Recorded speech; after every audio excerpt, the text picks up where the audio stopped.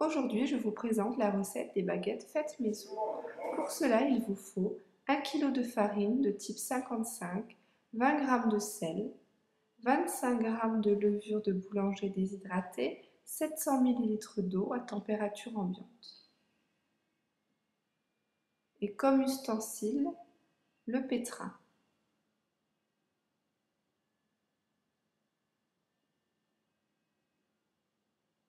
On met la farine dans le bol. Donc la farine de type 55, souvent on en trouve dans les premiers prix. C'est une farine qui n'est pas très raffinée, pas très blanche, elle est un peu grise comme ça. Donc dans les centres commerciaux, en premier prix, on la trouve facilement. On ajoute donc les 20 g de sel, les 25 g de levure donc déshydratée, comme des tout petits granulés. Voilà, on met en route. Donc on va d'abord mélanger donc, le sel, la farine et la levure sur minimum. C'est juste pour bien mélanger le tout.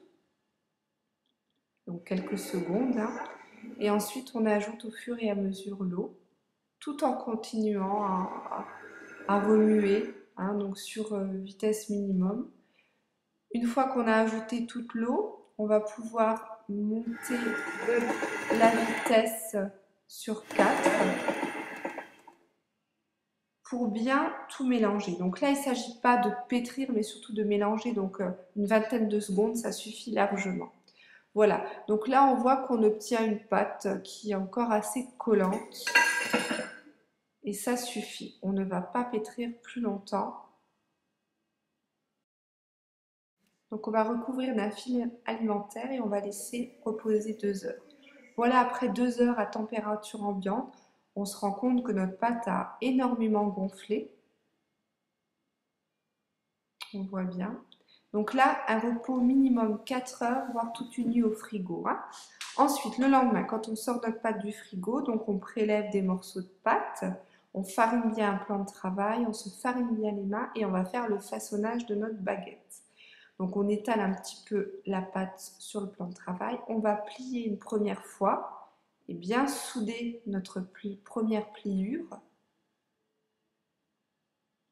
Donc pas hésiter à fariner la pâte et nos doigts. Voilà, on étale de nouveau un petit peu et on va replier de l'autre côté la pâte. Voilà, plier sur la moitié, voilà.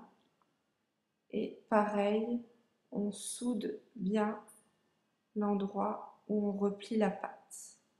Donc ça, c'est la première étape.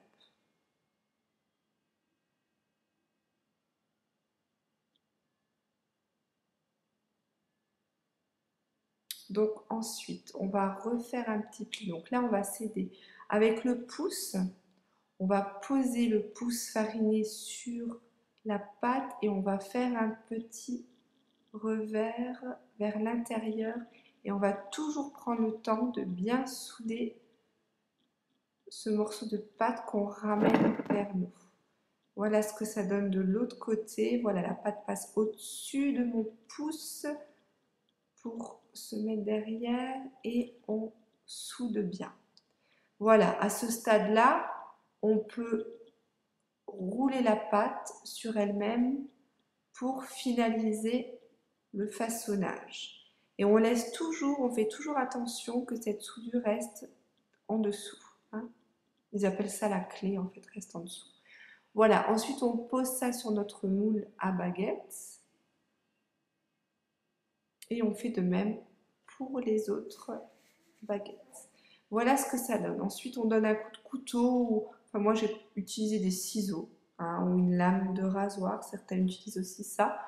Donc, on fait nos stries dans le pain.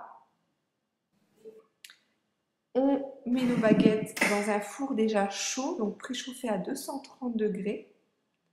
Et il est important de verser 150 ml d'eau froide dans le lèche frites du four avant de refermer la porte. Donc ça va humidifier en fait l'intérieur et ça va nous donner une belle croûte, une belle couleur de croûte. Donc là, on règle le minuteur sur 20 minutes.